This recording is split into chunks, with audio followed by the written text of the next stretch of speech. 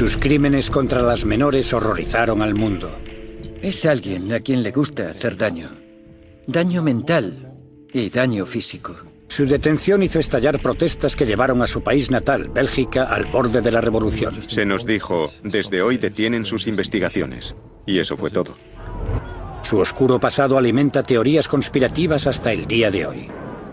Había un sentimiento de incredulidad, de sublevación. Esta es la espeluznante historia del monstruo de Bélgica. ¿Quién era? ¿Cómo fue capaz de secuestrar, violar y asesinar a niñas justo delante de las narices de la policía de este país europeo moderno? ¿Alguien lo protegía? ¿O se benefició de una lista de errores judiciales? No creo que haya ni una sola persona en este país que conozca toda la historia.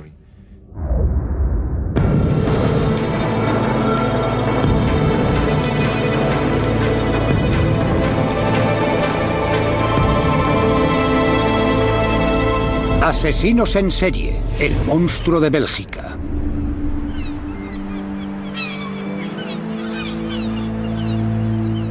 En agosto de 1995, Anne Marshall, de 17 años, y su amiga Evge Lambrechts, de 19, van de acampada con un grupo de amigos a Blankenberge, en la costa belga del Mar del Norte. A pesar de los reparos del padre de Anne, Paul. Era la primera vez que se iba de vacaciones sin ningún padre. Hablamos de ello con ella y dijo: papá, casi tengo 18. Y después mi mujer dijo: bueno, en algún momento tendremos que dejarla ir. Durante las vacaciones, Anne y Evge asistieron a un espectáculo de hipnosis. Cuando estaban sobre el escenario fueron filmadas por un espectador. Más tarde, aquella misma noche, el padre de Anne recibe una llamada inquietante. Recibimos una llamada de uno de sus amigos y nos dijo que Anne y Evge no habían regresado del espectáculo al que habían asistido en Blankenberge la noche anterior. Estaba realmente aterrado. Algo iba mal. No tenía sentido. Cuando Paul se reúne con la policía al día siguiente, se preocupa por la aparente falta de interés de esta. Les pregunté: ¿entonces qué van a hacer? No se preocupe, las chicas volverán. Probablemente solo estén buscando algo de aventura. Seguro que aparecerán. Estaba aturdido.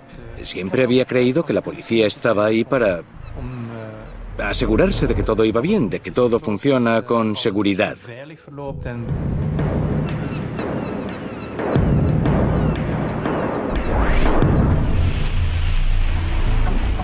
Paul Marshall vuelve a casa y comienza su propia campaña para encontrar a su hija.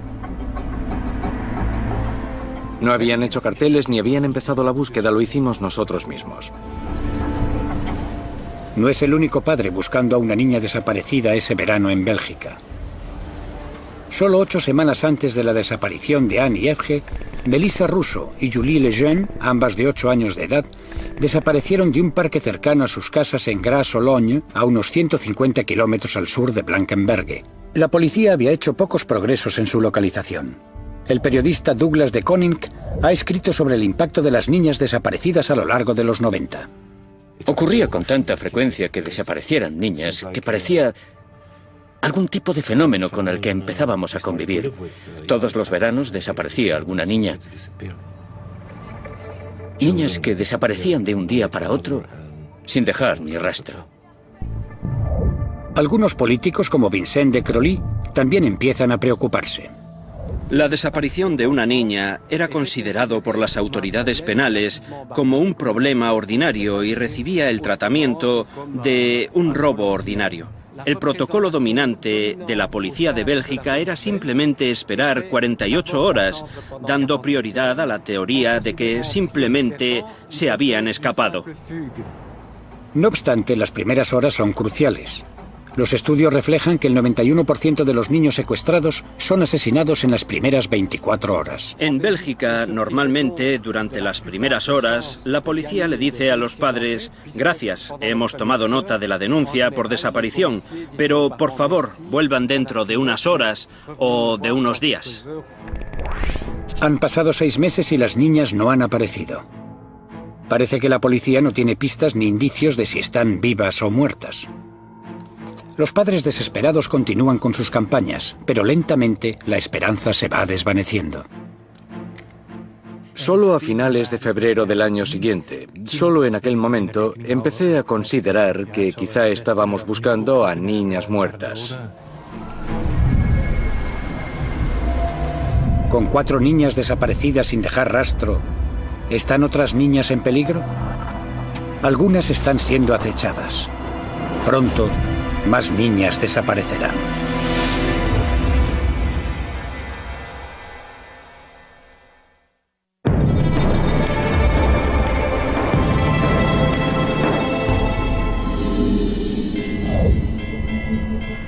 Un día de verano de 1996, Sabine Dardenne, de 12 años, recorre el trayecto hacia el colegio como de costumbre.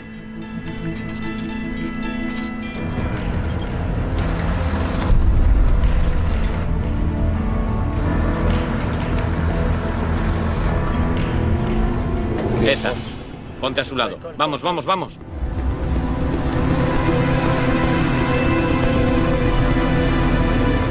La cojo.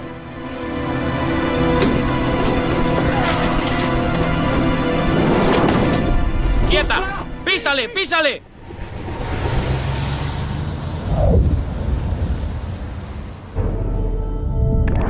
Cuando Sabine desaparece, se convierte en el último caso destacado de niñas desaparecidas de aquel año. En respuesta a la creciente preocupación, las autoridades crean la Unidad de Personas Desaparecidas para coordinar las distintas investigaciones. Entre los investigadores se encuentra Albert Prim. No teníamos ninguna pista relacionada con algún criminal conocido. Investigamos tantas pistas como pudimos, pero ninguna ofreció resultados. No era posible pensar que solo una persona podía ser culpable de todas las desapariciones. Aquello era completamente impensable, al menos en aquel momento. Pasaron 10 semanas y la desaparición de Sabine se desvanece de los titulares. Más tarde, cuando los investigadores aún luchan por encontrar alguna pista fiable, otra niña se convierte en objetivo. Leticia Deleuze, de 14 años de edad, vuelve a casa desde la piscina local de Bertrix, al sur de Bélgica. Es secuestrada a plena luz del día.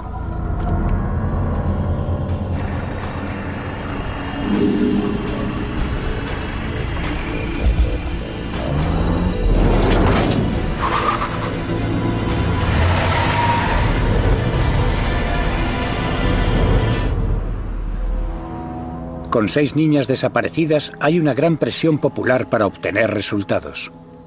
Michel Desmoulins, un investigador de la pequeña ciudad de Dinant, es uno de los agentes adicionales encargados de la búsqueda de Leticia. El 9 de agosto de 1996, el día de la desaparición de Leticia, me llamaron, al igual que a otros investigadores, para participar en la búsqueda relacionada con esta desaparición, ya que las pesquisas habían dado hasta el momento un montón de datos que debían ser comprobados. Después de 2 o 3 días de búsqueda, aún no habíamos encontrado a Leticia, pero habíamos conseguido algunas declaraciones que nos parecían interesantes. Una era la declaración de un residente del lugar que había visto un vehículo sospechoso en el pueblo. Pudimos obtener parte de la matrícula de la furgoneta, de una furgoneta blanca. También obtuvimos una buena descripción de ella. Lo que nos permitió relacionarlo con alguien que encajaba bien en el tipo de perfil capaz de hacer estas cosas. La furgoneta estaba registrada a nombre de un hombre de 39 años y padre de 3 hijos, un electricista sin trabajo llamado Marc Dutroux. Desmoulins detuvo a Dutroux para interrogarlo, así como a su mujer, Michelle Martin, y a su socio, Michel Lelièvre. Empecé dirigiendo el interrogatorio del sospechoso. Siempre me acerco al sospechoso del mismo modo, es decir, intento congeniar con la personalidad a la que me enfrento. ¿Ha visto el telediario de hoy? No sé lo que pasa en Bélgica. No tengo televisión. ¿Conoce a alguna persona que se llame Leticia? No. ¿Alguna vez fue a Bertrix? No lo sé. Leticia lleva 6 días desaparecida. Estadísticamente, sus oportunidades de sobrevivir son escasas. Dado que Dutroux no colabora, Desmoulins y su equipo se centran en los otros 2 sospechosos bajo custodia. Michel Lelièvre, que ha estado dando tumbos por la vida y es heroinómano, ha estado ayudando a Marc Dutroux y se derrumba en el interrogatorio. Me dijo, la he visto. Iba en la misma dirección que la furgoneta. Cuando pusimos el coche a su lado, abrió la puerta y después la metió dentro. Ella gritó una vez. La mujer de Dutroux, Michelle Martin, también confiesa e intenta distanciarse de su marido. Me siento avergonzada por mi marido. Estoy atónita por los actos cometidos por mi marido. Conduje el vehículo hasta Marcinelle. Marc siempre estuvo detrás con la chica. La confesión de Michel Lelièvre implica que ahora el inspector Desmoulins sabe quién ha secuestrado a Leticia, pero desconoce si sigue con vida. Cuando estás buscando una víctima, esperas poder encontrarla con vida, por tanto intentas mantener una posición firme. Lo sabemos todos, señor Dutroux. Queremos que nos lleve a Marcinelle y nos muestre lo que le hicieron a Leticia. Pero no está preparado para lo que sucede después. ¿Sabes una cosa? Puedo darte 2 niñas. Detrás de mí había un cartel de la desaparición de Sabine. Por tanto, cuando me dijo, ¿y si hubiera otra con ella? Simplemente eché una mirada hacia atrás y dije, ¿quién? ¿Sabine? Y él contestó que sí. Tengo que reconocer que cuando recuerdo eso, todavía se me encoge el estómago. Armado con la importantísima información de la supuesta localización de las 2 chicas desaparecidas, los investigadores llevan rápidamente a Dutroux a una casa en Charleroi, donde él declara que estaban encerradas. La única esperanza de Desmoulins es que las niñas estuvieran aún con vida. Estaba bastante seguro de que me había dicho la verdad, pero al mismo tiempo pensaba que era casi imposible que las niñas pudieran encontrarse allí.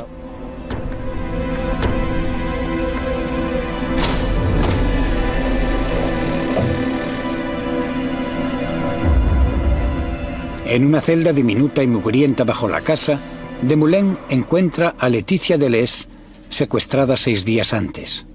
E increíblemente también a Sabine Dardenne, todavía con vida 80 días después de su desaparición. Ambas niñas están exhaustas y aterrorizadas. Cuando descubres algo así, sientes todo tipo de emociones. Estás feliz, estás enfadado, crees que es imposible, sientes náuseas. Son la clase de imágenes que te acompañan durante meses.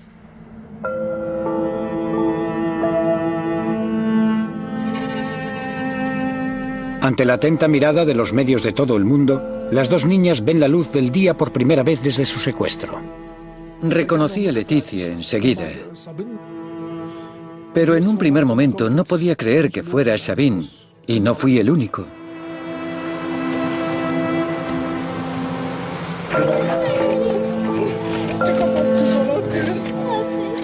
El mundo es testigo de las escenas desgarradoras de los padres reuniéndose con sus hijas a las que creían muertas.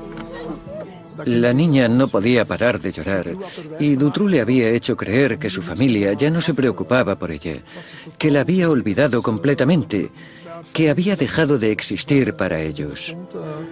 La mirada de estas niñas realmente daba escalofríos, incluso a un policía acostumbrado a ver muchas cosas. El haber encontrado a las niñas dio a Bélgica y a algunos padres desesperados esperanza. Me alegraba por Sabina y por Leticia, por sus padres, por sus familias, por sus amigos. Y al mismo tiempo pensé, nosotros también tenemos esperanza. Sin embargo, tras más interrogatorios, Dutroux indica a la policía la localización de las otras niñas desaparecidas durante los 2 días siguientes.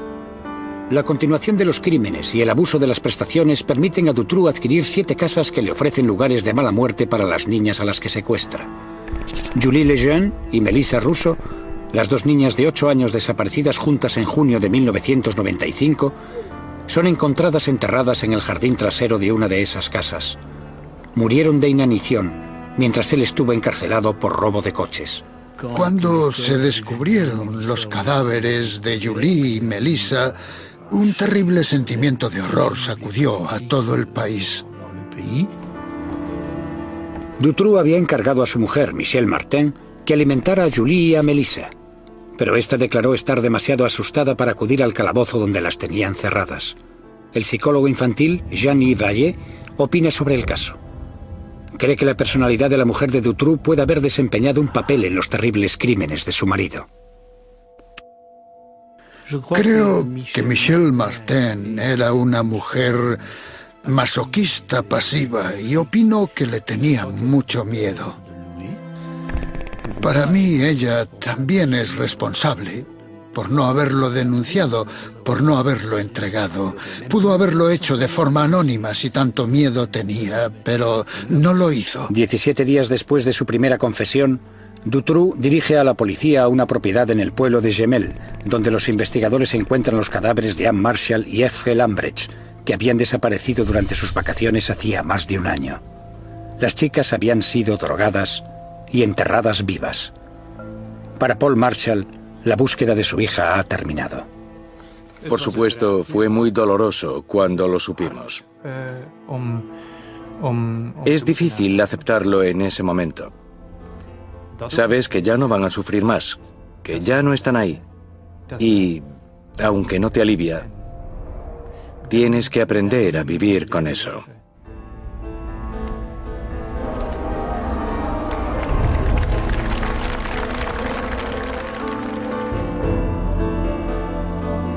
Se han encontrado a las 6 chicas desaparecidas. Bélgica lucha para aceptar la tragedia. Por todo el país había mucha angustia, mucha rabia, mucha tristeza e incomprensión. El país se enfrentaba al mal, a la matanza de la inocencia. Los padres no volverían a dejar salir a sus hijos a la calle. Una vez bajo custodia, los psicólogos no consiguen evaluar la personalidad del hombre que ha confesado cometer crímenes terribles. Mis colegas que lo evaluaron lo definieron como un psicópata pervertido, pero no esencialmente un pedófilo, ya que para él las niñas no eran un objeto exclusivo de deseo, eran un objeto, entre otros. Pronto se determinó que la naturaleza psicópata de Dutroux podría tener origen en una infancia turbulenta y sin amor, que lo llevó a cometer delitos menores y a vender su cuerpo a hombres mayores durante su adolescencia. Se crió en el entorno familiar típico de los psicópatas. Una madre muy dominante, un padre muy agresivo, una pareja muy egoísta. Como resultado tenemos a un joven Marc Dutroux muy egoísta. Pero para comprender completamente con quién estaban tratando, los investigadores hablan con Sabine Dardenne, quien había sobrevivido 11 semanas en las garras de Dutroux. Con su testimonio, empezaron a construir el perfil del hombre cuyos crímenes habían horrorizado al mundo.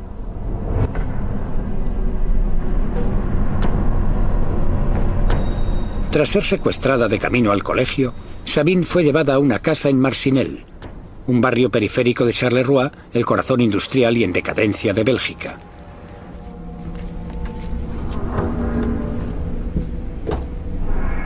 Su captor drogó a Sabine.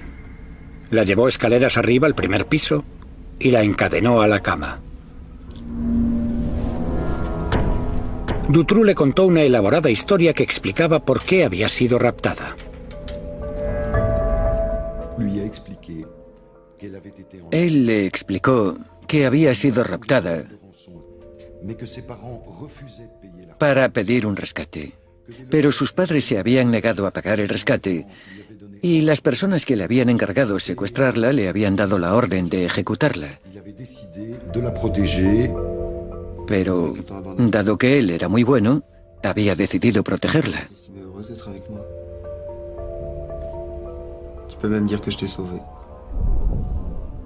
A cambio de esa protección, ella debía concederle algunos favores, y todo el mundo entiende lo que eso significa.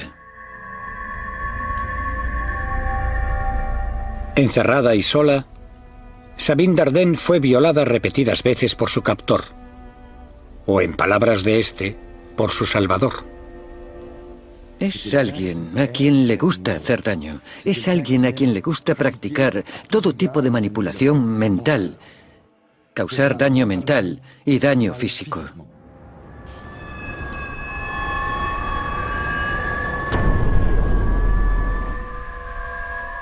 Mientras pasan las semanas, Sabine es llevada a una celda construida ex professo, de 1 metro de ancho y 3 de largo.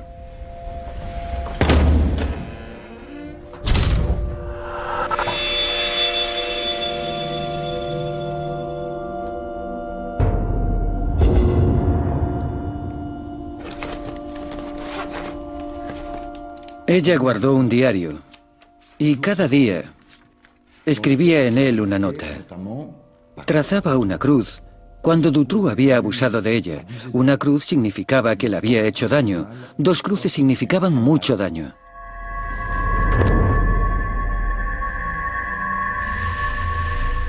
El captor de Sabine le permitía escribir cartas y le prometía que se las enviaría a sus padres. Prometo ser menos egoísta y hacer mis tareas, ayudar más, tener mejor carácter. Estoy segura de que veréis que he cambiado.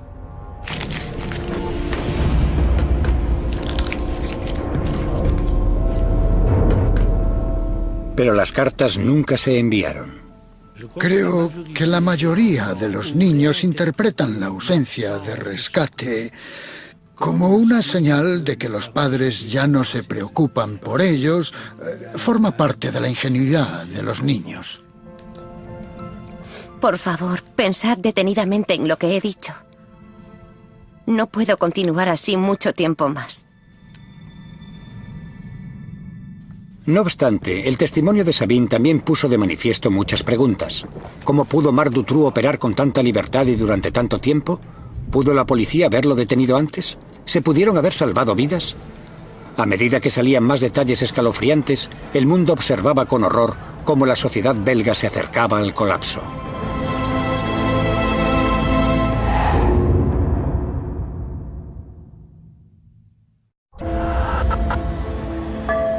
En agosto de 1996, Sabine Dardenne, de 12 años de edad, y Laetitia Delestre, de 14 años, fueron rescatadas del sótano situado bajo una casa en ruinas al sur de Bélgica.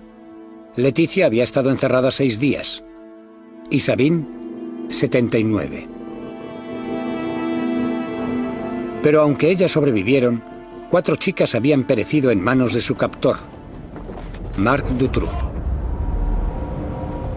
Durante los meses siguientes salen a la luz una serie de revelaciones devastadoras sobre el pasado de Dutroux y su relación con las autoridades del país. Los belgas caen horrorizados en la cuenta de que la policía lo podía haber detenido mucho tiempo antes, salvando posiblemente las vidas de las otras 4 niñas. El nombre de Marc Dutroux estuvo bajo sospecha en menos de 2 semanas tras la desaparición de Julie y Melissa. Por tanto, la policía tenía toda la información con la que podía soñar. Las condiciones para arrestar a Marc Dutroux se dieron muchos meses antes de su arresto. Los secuestros que siguieron a la desaparición de Julie y de Melissa podrían haberse evitado. Estamos completamente seguros de que Dutroux podría haber sido arrestado. La información sale a la luz. En 1989, 6 años antes de la desaparición de Julie Lejeune y Melissa Russo, Dutroux y su mujer fueron condenados por el secuestro y violación de 5 niñas. Dutroux salió en libertad en 3 años pese a ser una condena de 13 años de prisión. Era completamente previsible que este hombre sufriría una recaída. Era una bomba de relojería, una poderosa bomba de relojería. Desde su puesta en libertad en 1992, estuvo enviando señales luminosas. Un informador de la policía declaró que Dutroux le había pedido ayuda para secuestrar a una niña. Incluso la propia madre de Dutroux dio el chivatazo a la policía de que era posible que su hijo escondiera a niñas en su casa.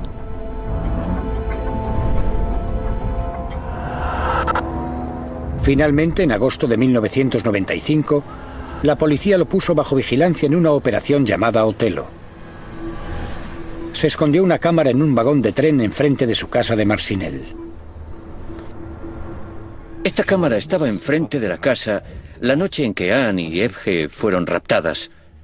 El problema fue que Dutroux escogió llevar a cabo los secuestros durante la noche y la policía había apagado la cámara a las 6 de la tarde. Después de eso nos dijeron que, por motivos de operatividad, la cámara solo se encendía de 8 de la mañana a 6 de la tarde, más o menos. Esto es muy inteligente si quieres coger a un pedófilo que secuestra a niñas. El agente al mando de la operación Otelo, René Michaud, visitó la casa en diciembre de 1995. Dutroux había sido investigado sobre los coches robados y ese era el momento oportuno para inspeccionar su casa. También estaba presente un cerrajero, Alain Lejour, que acompañaba a la policía en su investigación. ¿No ha escuchado unas voces de niños? De repente escucharon voces de niños. Escuchó voces y empezó la conversación con... ¿Escuchó eso? No, son los niños de la calle. No, se escuchan aquí, están aquí dentro. Silencio. ¿Quién es el policía aquí? Venga, vamos. El cerrajero dijo, escuché voces y está claro que proceden de ahí, a 2 metros de donde estamos. Las voces eran de Melissa Russo y de Julie Lejeune. 3 meses más tarde, estaban muertas. No olvidemos que la desaparición de Melissa y Julie era la noticia principal de Bélgica. Era la prioridad de la policía, o al menos eso nos dijeron. Michaud encontró videocasetes durante su registro. No vieron las cintas. Más tarde la explicación fue que no tenían un aparato de vídeo. En una de esas cintas podemos ver a Marc Dutroux construyendo la jaula. La explicación de dónde estaba y de cómo la había construido estaba en el vídeo. Solo tenían que ver la cinta, pero no tenían un vídeo. Una vez más es la versión oficial. Lo siento, no me lo trago. René Michaud siempre declaró que la puerta del calabozo estaba tan bien escondida que le fue imposible darse cuenta de su verdadera importancia. Una declaración respaldada por otros investigadores que habían estado en la casa. El espacio en el que las niñas habían sido confinadas era difícil de encontrar porque había colocado estanterías delante de la puerta. Estaban llenas de caja, de basura, todo amontonado. Por tanto, nadie podría haber sospechado que detrás de la pared se había construido una celda para esconder a las niñas en ella. No puedo concebir a un investigador que no pusiera todo de su parte en la búsqueda de una niña. Michaud, quien murió en enero de 2009, mantenía que su fracaso a la hora de encontrar a las niñas le atormentaba. Otros son escépticos. Para aceptar la palabra incompetencia, lo siento, hay un límite en lo que se puede considerar incompetencia. Toda Bélgica estaba buscando a las niñas y René Michaud conocía el pasado de Dutroux como violador de niñas. Sabían que estaba construyendo escondites sospechosos en algunas de sus casas y con todas esas sospechas, por alguna razón incomprensible, no arrestaron a Marc Dutroux. Los belgas empiezan a preguntarse si Marc Dutroux está siendo protegido por alguien importante del Estado.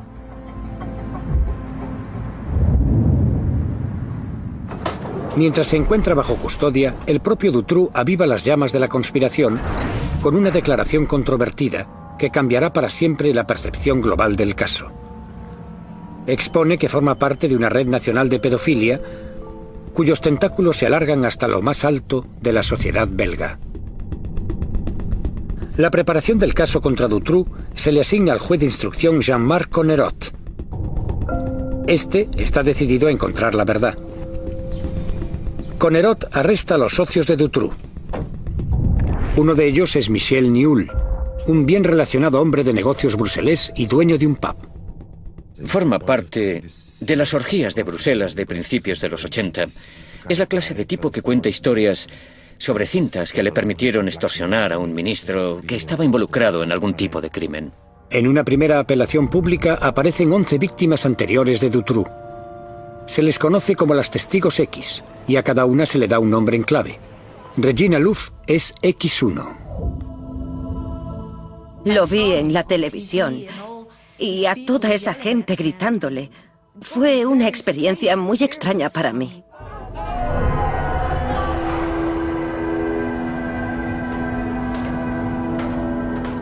Regina Louf, hoy madre de 4 hijos, reconoce a Marc Dutroux y a Michel Nihoul de su infancia. Mi madre tenía un novio y este me alquiló a otro hombre en una especie de red de prostitución y allí conocí a Nihoul. Estas fiestas eran organizadas por otros pedófilos y allí cogían a una, 2, varias niñas y... ellos tenían relaciones sexuales con ellas, por supuesto, o les sacaban fotos o vídeos, o hacían películas, de todo. La gente que iba a esas fiestas eran los grandes hombres de negocios y también había políticos. El que acompañaba a Nihoul a esas fiestas, de acuerdo con Regina, era Marc Dutroux. Si esta historia es cierta, parece que Connerot ha tropezado con la prueba de que existe una red de pedofilia en la que Dutroux, Nihoul y gente poderosa de la sociedad belga están involucrados. Rudy Hoskens debe investigar las declaraciones de Regina Louf. Habló de mucha gente, gente importante de Bélgica. Podía ser gente de la política, grandes empresarios, gente de ese tipo, también policías. Es difícil decir cuál fue la primera impresión. Era una mujer joven, con algunos problemas mentales, a decir verdad. Son escépticos. Creo que es lógico. Pero lo único que les pedí fue que hicieran su trabajo y buscaran pistas. Después, Regina Louf proporcionó multitud de detalles sobre el asesinato sin resolver de Christina Van Ges, de 15 años, cuyo cadáver fue encontrado en una granja abandonada a las afueras de Bruselas en 1994. Encontramos pruebas en el expediente del asesinato sobre la autopsia que corroboraban su historia. La forma en que la ataron, con las manos en la espalda y todas las cosas que le hicieron a la víctima. Y había algunos aspectos de los que ella habló que no habían estado a disposición pública sobre el asesinato y que ella nos dijo. La información que dio Regina Louf sobre el asesinato de Van Ges persuadió a Hoskens de que quizá había algo de verdad en el resto de la declaración. Si existe solo el 10 o el 20%, para mí está claro que merece la pena investigarlo. Pero las implicaciones de este testimonio también están claras. Una red de pedofilia de clientes ricos y criminales protegidos por las autoridades. Si ella tiene razón sobre el crimen, el móvil y el modo en el que se cometió, existe un gran peligro. Ella debía estar en lo cierto acerca del sospechoso. Creo que la gente de cierto nivel tenía miedo de eso.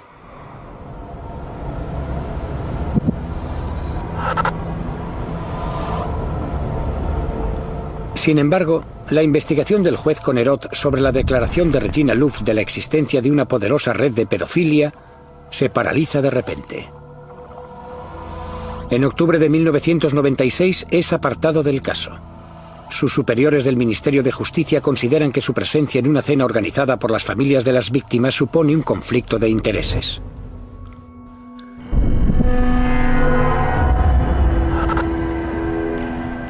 Rudy Hoskens y el equipo que trabaja con las testigos X son convocados por el Departamento de Justicia. En aquella reunión se nos dijo, desde hoy detienen sus investigaciones. Y eso fue todo. Estábamos yendo demasiado lejos para alguna gente. No me preguntes quién, no tengo ni idea, ni por qué, tampoco lo sé. Todavía me hago las mismas preguntas. Debimos tocar algo que no debía salir a la luz. La destitución de Connerot tiene un efecto devastador en la confianza de la opinión pública en la investigación contra Dutroux. Llevo 15 años cubriendo las investigaciones criminales de este país. Puedo dar cientos de nombres de jueces que han cenado con las víctimas, con los abogados de los principales sospechosos. Eso sucede todo el tiempo. Siempre creí en Conerot. En mi opinión, aquello apestaba y todavía apesta. Cientos de miles de belgas están de acuerdo. El 20 de octubre de 1996, el escándalo nacional termina en una gigantesca marcha organizada por las familias de las víctimas de Dutroux. Había un sentimiento de incredulidad, de sublevación. El sentimiento de que aquello no podía continuar así. 300.000 personas se manifestaron en Bruselas. Los trabajadores de todo el país se pusieron en huelga y los bomberos dirigieron sus mangueras a los edificios del gobierno para limpiar simbólicamente la corrupción oficial. Bélgica estaba al borde de la revolución.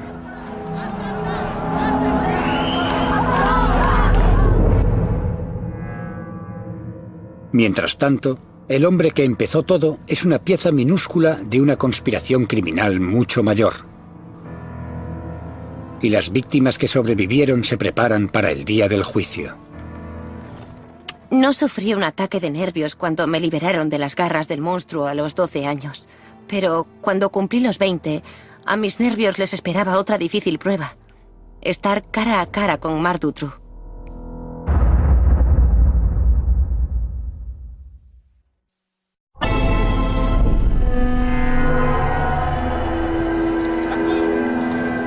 En 2004, Sabine Dardenne y Laetitia Deleuze asisten al juicio del hombre que las mantuvo encerradas en una celda. En el banquillo con Marc Dutroux están su exmujer, Michel Martin, y sus presuntos cómplices, Michel Nihoul y Michel Lelièvre. Se tardó 8 años en llevar a Dutroux a juicio. Oficialmente, porque las autoridades habían pasado años investigando cientos de pistas sobre la red de pedofilia que la policía está convencida de que no existe. Uno piensa que el juicio tendrá lugar en el 98 o 99. Algunos soñadores hablan del 2000. No. En 2004, debido a los callejones y pistas sin salida a los que llegó la investigación. Sabine Dardenne estuvo encerrada 79 días en la celda de Dutroux en 1996. Finalmente, 8 años después, tiene la oportunidad de enfrentarse a él. Dutroux es un pervertido. Dutroux es un depredador. Dutroux es un monstruo. Ella quería enfrentarse a él. Quería preguntarle, ¿por qué diablos no me mataste? Pregunta a la que Dutroux no tuvo el valor de darle una respuesta. Pero esa no es la única pregunta sin respuesta del juicio. Los belgas están divididos en si Dutroux es un depredador solitario o si forma parte de una red de pedofilia dirigida por su codemandado, Michel Nihoul. Creo que Dutroux no fue el único que asesinó a mi niña. Creo que la policía y el sistema jurídico comparten la culpa. Sin embargo, muchas voces que podrían arrojar luz al caso no están en el juicio, lo que alimenta las sospechas de que se está encubriendo algo. Hay mucha gente que podría haber desvelado la verdad, que murió justo después del arresto.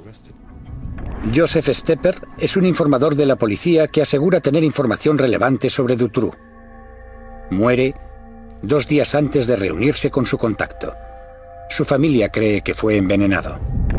Jean-Paul Taminiaux es una figura relevante de los barrios bajos de Charleroi y desapareció justo cuando supuestamente iba a hablar con la policía. Se recuperaron partes de su cuerpo del canal el día que Dutroux fue arrestado. François Reiskens le dijo a un amigo que había visto a Melissa Russo viva en Holanda. Antes de que se lo pudiera contar a la policía, fue asesinado en una línea de ferrocarril. En total, 20 personas relacionadas con el caso mueren en circunstancias sospechosas.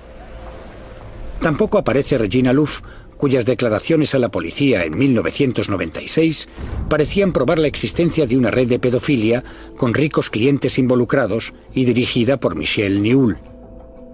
No obstante, la investigación policial de las declaraciones de Regina fue abandonada en 1997. Todavía nos planteamos la misma pregunta. ¿Por qué? Hacíamos nuestro trabajo, éramos objetivos. ¿Por qué diablos nos detuvieron? Ella fue interrogada por un segundo equipo de investigadores y su testimonio fue desestimado. Me dijeron a la cara que ya no me creían, que estaba mal de la cabeza y que solo quería atención. En 2004, la personalidad y el testimonio de Regina Louf son tremendamente cuestionados. Se cuestionan sus motivos y su estado mental y la prensa la califica de mentirosa patológica. Las fantasías son mejores que la realidad.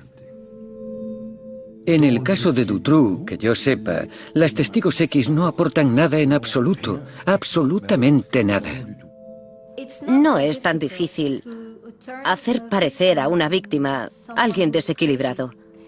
Simplemente señalas a la víctima o a la testigo y dices que miente, que es una maníaca o algo así. En contraste, Leticia Deleuze y Sabine Dardenne mantienen que Marc Dutroux fue el único que abusó de ellas. La única persona viva que ha permanecido bajo las garras de Dutroux durante 80 días es Sabine Dardenne. Y Sabine Dardenne declara que solo vio a Marc Dutroux. Entonces, ¿dónde está la red? Alguien que actúa en nombre de una red enorme y poderosa para vender a niñas no llevaría a cabo los secuestros en una furgoneta destartalada registrada a su nombre. Y después mantendría el producto en su sótano sin lanzarlo al mercado durante 80 días. No tiene sentido. Dutroux nunca ha ofrecido ningún detalle sobre la red para la que declaraba trabajar. Podría ser útil que dijera, trabajo para una organización de la que pudiera dar por lo menos un número de teléfono, su contacto en esa organización. No lo hizo. El 17 de junio de 2004, Marc Dutroux es declarado culpable del secuestro y violación de 6 niñas y del asesinato de 4 de ellas. Se le condena a pasar el resto de su vida entre rejas. Su cómplice y conductor, Michel Lelièvre, es declarado culpable de secuestro y se le condena a 25 años de cárcel.